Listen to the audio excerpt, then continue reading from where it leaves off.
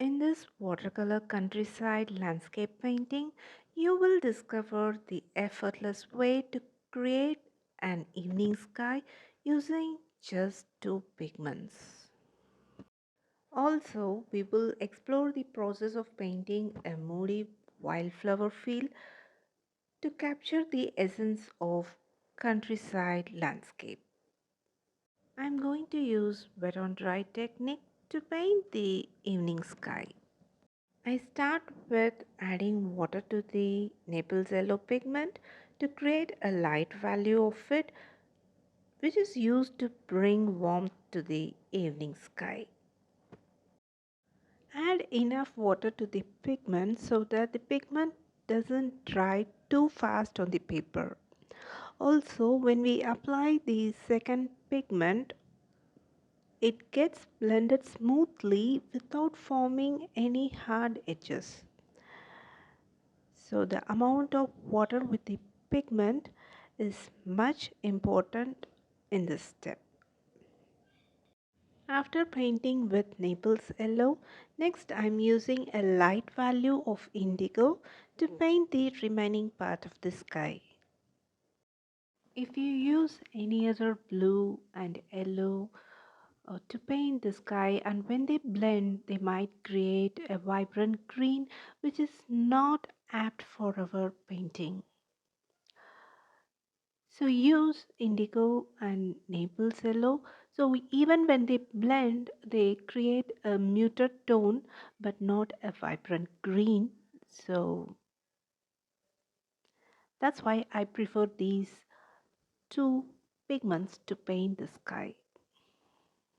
If you are unsure about creating a perfect horizon in freehand, you can always use a masking tape along the horizon line. After painting with light value of indigo, next I move on to paint with medium value of indigo pigment to show the presence of clouds.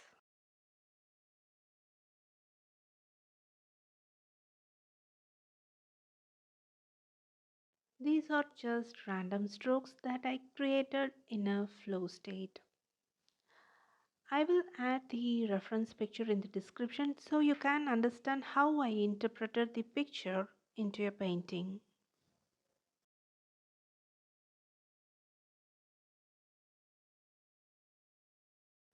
After allowing the paper to completely dry, next I'm mixing Naples yellow with permanent orange to paint the trail. While painting the trail, I'm focusing on the direction of the trail and angle in which it bends towards the viewer. After that, I'm mixing Naples yellow with sap green to paint the wildflower field when the trail is still wet. I suggest you to use a large mop brush when painting with wet on dry technique. This large mop brush can cover large area in a single stroke, allowing for a seamless color blending before the paint dries. If you have only small brush, you can go for wet on wet technique. If you are using a small brush in wet on dry technique, it is difficult to achieve the desired blending effect because the paper will dry too fast. After painting the first layer of wildflower field, next we have to add depth to this painting. For that I mix indigo, sap green and Naples yellow to get this bluish green and adding depth to this painting.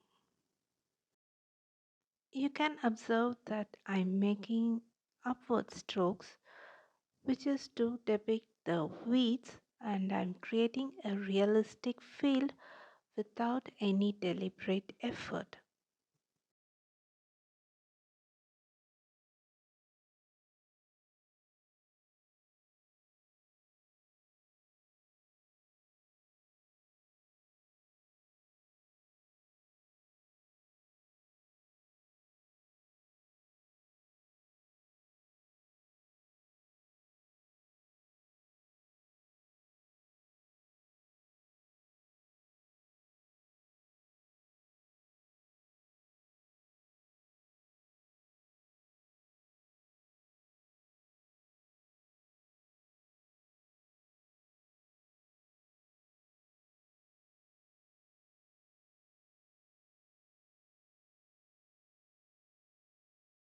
My paper is starting to dry, so at this stage I'm sprinkling some table salt on the wet paint.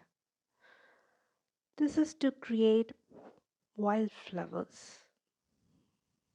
When the paper is completely dry, I move on to next step.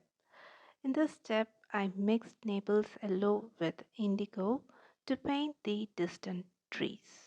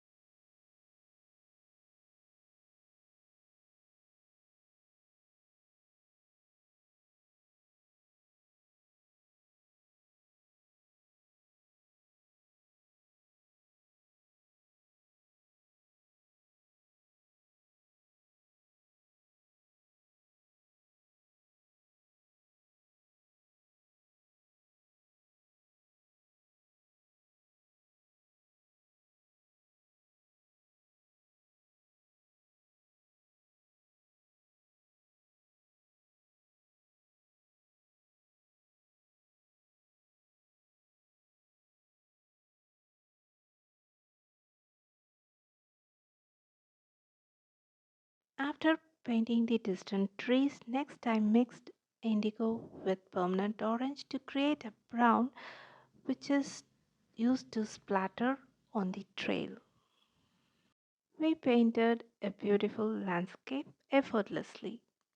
Thank you for joining me until the end of this video. I hope you found it enjoyable and informative. If you did, please consider giving it a thumbs up and subscribing to my channel for more content like this. I look forward to see you in the next video. Until then, take care and bye bye from Prima.